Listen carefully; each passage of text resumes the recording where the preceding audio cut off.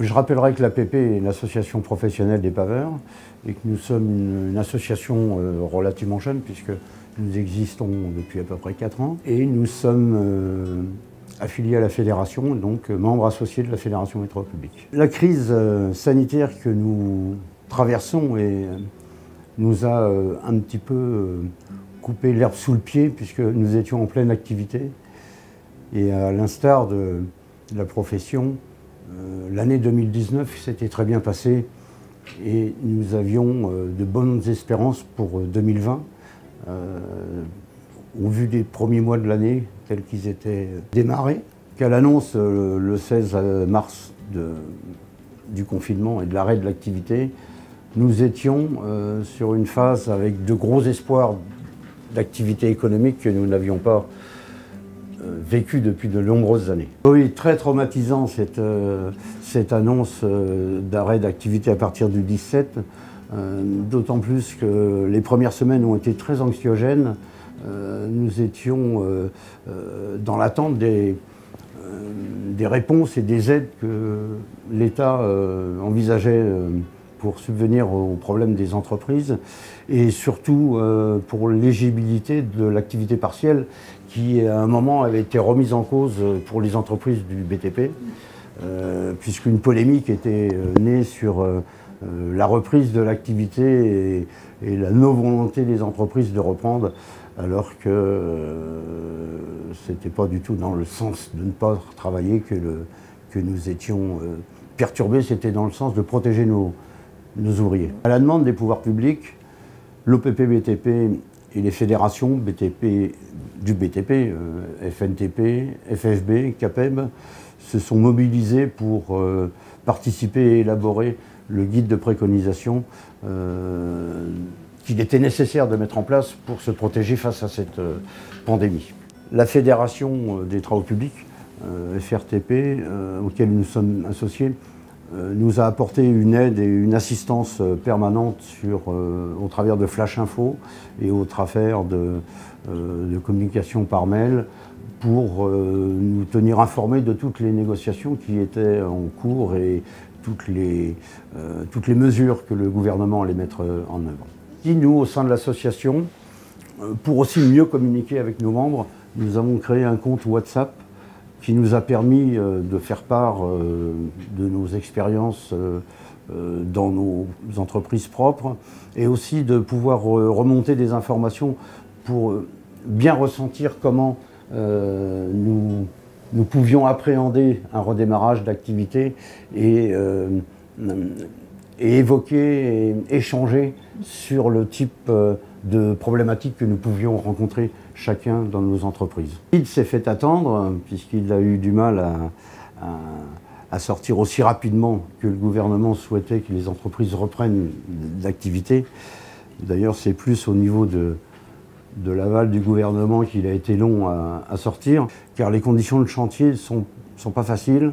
La promiscuité, le travail à moins d'1 mètre sont des tâches dans nos types d'activités bien spécifiques qui sont difficiles à protéger. Évidemment que les masques ont posé des problèmes d'approvisionnement, mais il n'y avait pas que les masques que l'on a achetés pour équiper nos personnels, il y avait aussi toute une liste de produits qui vont du gel hydroalcoolique aux désinfectants pour désinfecter le matériel, les camionnettes, aux poubelles pour pouvoir jeter les masques, jeter les gants qu'il faut utiliser jetables pour pouvoir faire les nettoyages.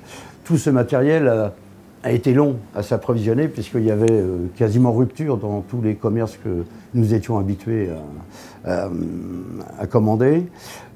Pour les masques, ça a été très compliqué, mais nous avons réussi à passer par des biais différents, mais en venant de Chine et par le biais du Portugal, nous avons pu avoir des masques en quantité suffisante pour tous les membres de notre association, puisque nous nous sommes un peu groupés pour passer ces commandes. Donc aujourd'hui, on peut dire que nous avons quasiment tout le matériel pour pouvoir démarrer dès que nous aurons fait les formations qui vont être nécessaires aussi pour que notre personnel soit bien au fait de toute la nouvelle procédure de travail qu'il va falloir qu'il va falloir effectuer. Par rapport à ces besoins aussi d'équipement, il a fallu aussi procéder à des aménagements dans nos véhicules de transport de personnel, puisque ces véhicules permettent, et déjà d'une manière courante, étaient équipés pour pouvoir transporter du matériel, le petit outillage, ou pour que les employés puissent changer dans leur véhicule dans de bonnes conditions lorsqu'ils n'ont pas accès à des baraquements de chantier, lorsque nous sommes sur des gros sites. En plus de tous ces équipements qu'il a fallu acquérir, nous avons aussi opéré des transformations sur les véhicules de transport de personnel, puisque pour la plupart de nos gens, l'accès au chantier se fait par des camionnettes qui permettent de transporter le petit outillage.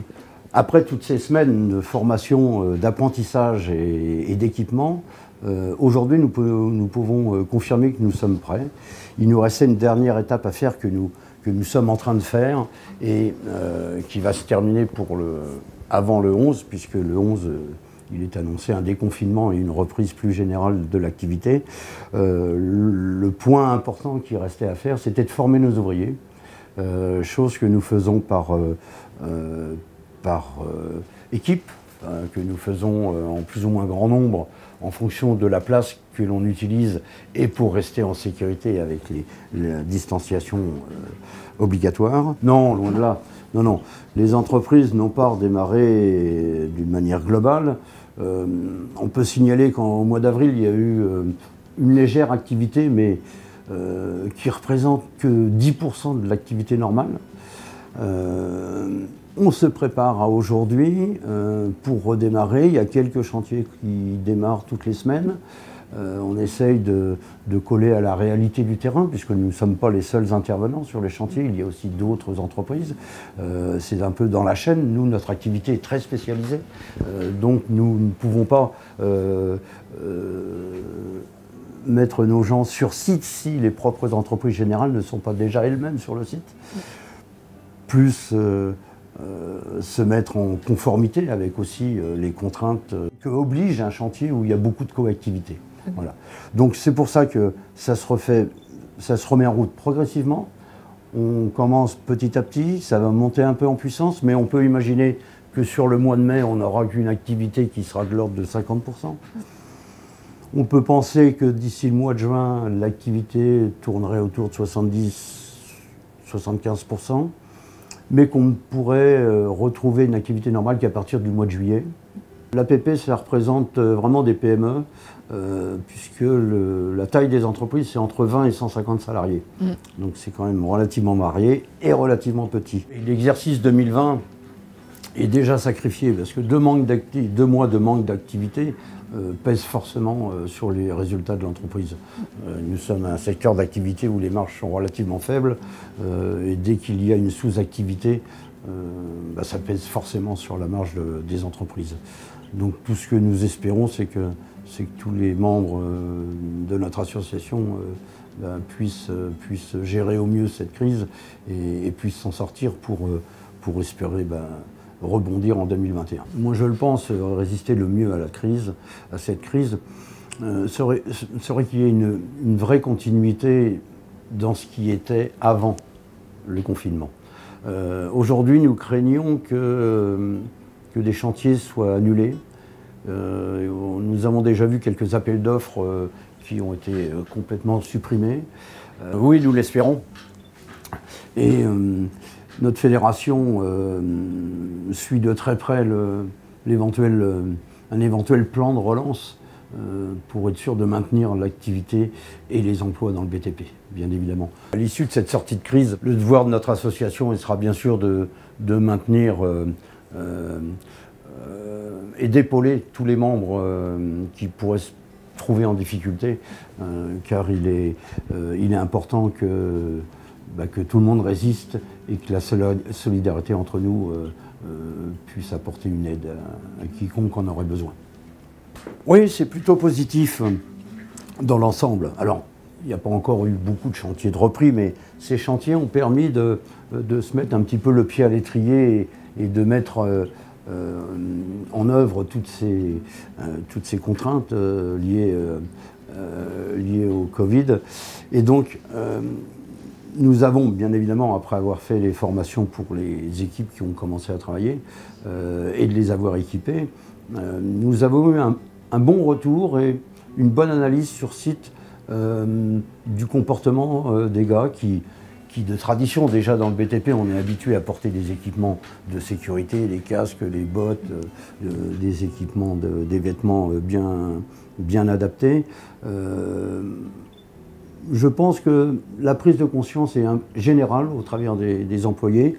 Il faut dire qu'il y a eu quand même, depuis 2 mois, suffisamment d'informations télévisées pour évaluer un peu la dangerosité de ce que nous vivions.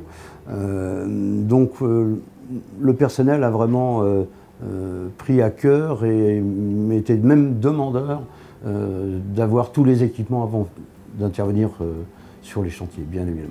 Tour d'expérience, il reste un point qu'il faudra suivre de très près, c'est la productivité des gars, parce que bien évidemment, on ne peut plus travailler tout à fait dans les mêmes conditions, il y a quand même des pertes de temps. Il y aura forcément une incidence sur la rentabilité des chantiers. Et rassurer, l'APP regroupe des entrepreneurs qui sont passionnés. Passionnés et passionnants d'ailleurs. Et les membres fondateurs de toutes ces entreprises qui vont arriver en âge de retraite, puisque dans les prochaines années, il y aura forcément une passation, sont assez sereins de par l'investissement de jeunes dirigeants qui se profilent sur l'avenir.